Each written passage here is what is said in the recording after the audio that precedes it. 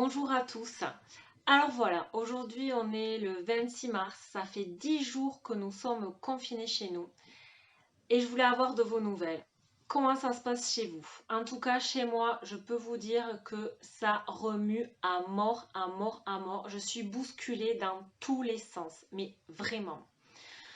Alors en fait, je pensais que le confinement, j'allais très bien le vivre. D'ailleurs, je le vis assez bien pour le bien de tous, etc. Au bout d'une semaine, donc lundi, j'ai écrit un texte parce que j'ai pris conscience que mon corps était une éponge. Et comment je l'ai remarqué, c'est-à-dire que mon mental, lui, il était au taquet, quoi. Là, la première semaine, je me suis dit, ok, je vais en profiter pour lire les livres qui se sont entassés dans mon armoire. Je vais pouvoir continuer mes formations, développer mon activité. J'avais prévu, et c'est toujours prévu, mais d'écrire une conférence, de commencer à lancer les coachings en groupe à distance. J'étais mais littéralement au taquet. J'ai créé un support de com, un nouveau support de com. J'avais vraiment envie d'être dans l'action, quoi. Je me suis dit, ouais, je vais aider les gens. Donc, j'ai mis un document dans l'entrée de mon immeuble pour pouvoir faire les courses pour les plus fragiles. Je me suis inscrite au service à la réserve civique. Bon, bref, moi, je voulais partir au front, puisqu'apparemment, nous sommes en guerre et je voulais vraiment être dans l'action. Et je ressentais une espèce de culpabilité, de me dire, punaise, moi je suis chez moi, le cul sur mon canapé en train de regarder Netflix, alors que d'autres se tuent à la tâche. Je trouvais pas ça normal et j'avais envie d'aider, d'être moi aussi dans l'action. Et puis mon corps, lui, je sais pas, lui il fait sa vie. Mon mental et mon corps n'ont pas du tout vécu la même chose. Lui, il a statu quo, quoi. Il a tout bloqué, donc j'ai été hyper constipée la première semaine. Lundi, je ne sais pas ce qui s'est passé, j'ai eu des espèces de crises d'angoisse, alors que je n'ai jamais de crise d'angoisse de ma vie. Et il faut savoir que en fait, j'ai passé mon temps la première semaine à scroller sur les réseaux sociaux. J'ai passé ma journée à faire ça avec la souris. Avancer, à lire les articles, les vidéos, à lire les opinions des uns, des autres, à mettre aussi la mienne, à commenter. Alors même les vidéos humoristiques, les BD drôles, tout ça. Ok, ben j'ai tout lu, je crois. La première semaine, j'ai tout lu, je me suis gavée, je me suis abreuvée, je transpirais Facebook, quoi. Mais vraiment. Et je pense sincèrement que j'ai fait une overdose, quoi. Mon corps a fait une overdose et je crois que mon corps a transformé les perceptions extérieures en crise d'angoisse, en bouffée de chaleur, en vertige, etc. Et c'est marrant de voir ça, c'est marrant de voir que mon mental et mon corps ne vivent pas du tout la même chose.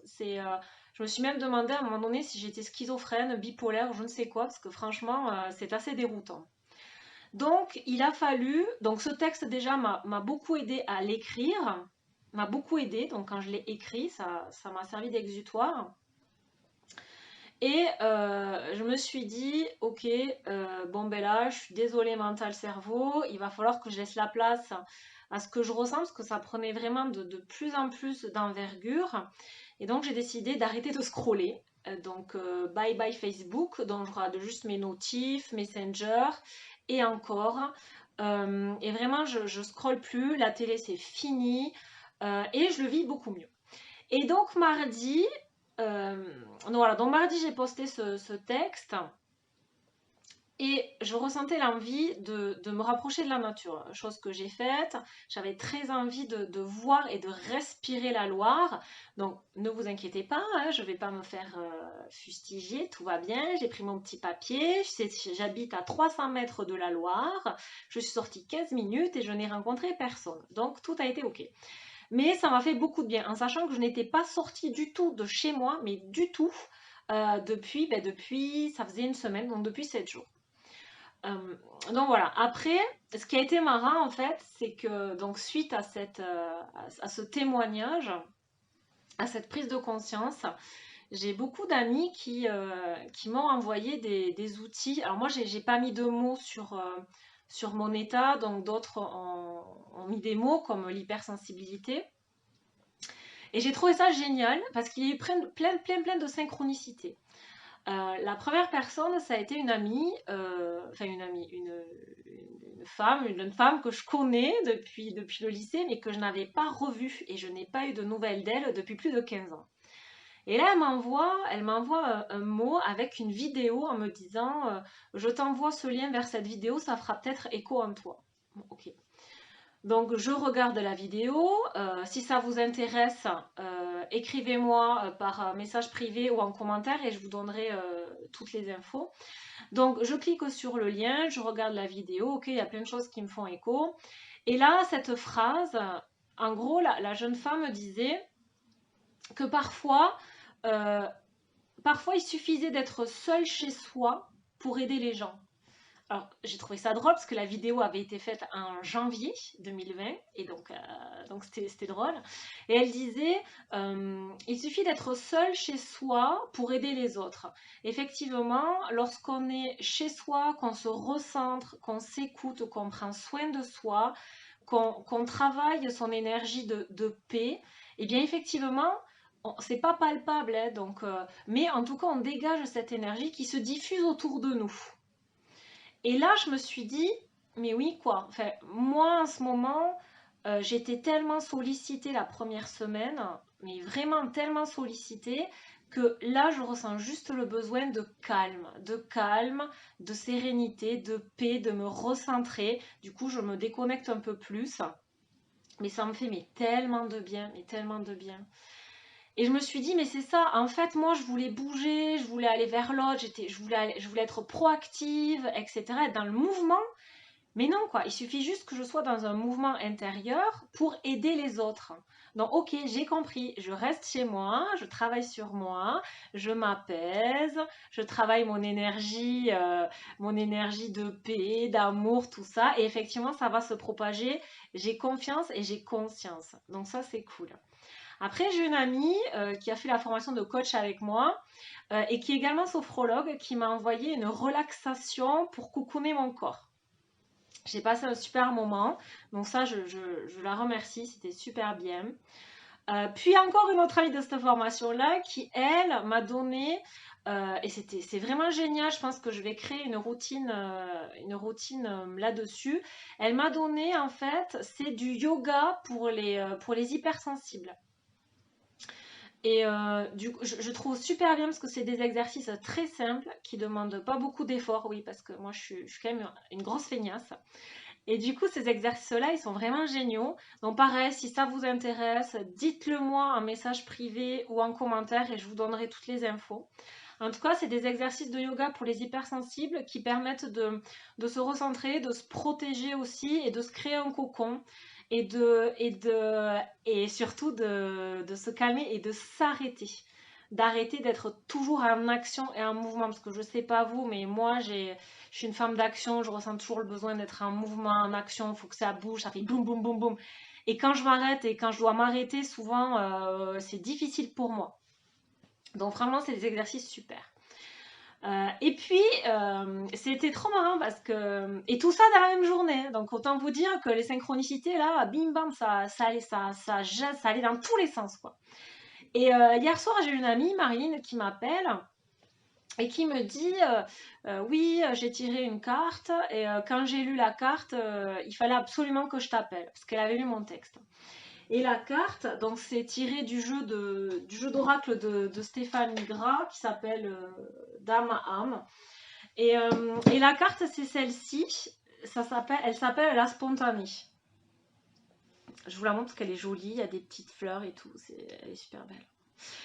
Et cette carte, elle est dingue au niveau de la synchronicité. Pourquoi? Parce qu'en fait, c'est une carte qui met en... Alors, je vous lis. Hein. Donc, c'est une carte qui met en garde sur le fait d'emmagasiner telle une éponge, absorbant toutes les émotions de votre entourage. Et c'est exactement ce que moi j'avais écrit. Donc, la carte dit « Nourrissez-vous de ce qui doit être avec sagesse afin d'avancer dans votre vie. » Et pour moi, c'était fou parce que c'était exactement ce que j'ai ressenti. Et du coup, cette carte, que je remonte parce que vraiment je la trouve trop belle, mais avec des reflets, je sais pas si on la voit comme il faut. Ouais, voilà. Et en fait, cette carte, En fait, bon, je dis beaucoup en fait, hein. Excusez-moi, c'est un abus de langage. Mais je triche pas dans la vidéo, c'est pour ça. En fait encore, ah, c'est énervant, hein, c'est très très agaçant. Hum, j'ai dû analyser, en fait, je me suis fait une réflexion sur qu'est-ce qui s'était passé. Et je me rends compte que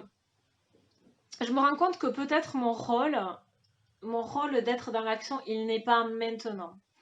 Je me rends compte que dès la première semaine, je voulais être dans l'action, je voulais aider les autres, les accompagner, être moi aussi, comment dirais-je, voilà, être dans l'action d'aider, être sur le terrain. Voilà, je voulais être sur le terrain. Et en fait, tout ce qui s'est passé jusqu'à maintenant m'indique que peut-être pas. Peut-être mon rôle actuellement est justement de me nourrir, de nourrir cette paix, de nourrir cette joie intérieure, de nourrir cette sérénité, parce que probablement que mon rôle, il va se situer après cette période. Peut-être que c'est après que moi, je vais devoir entrer en action.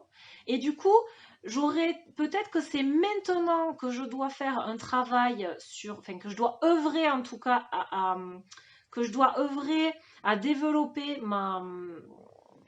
comment dirais-je, ma sérénité ou ma paix, en fait, ou ma protection pour ensuite la porter aux autres.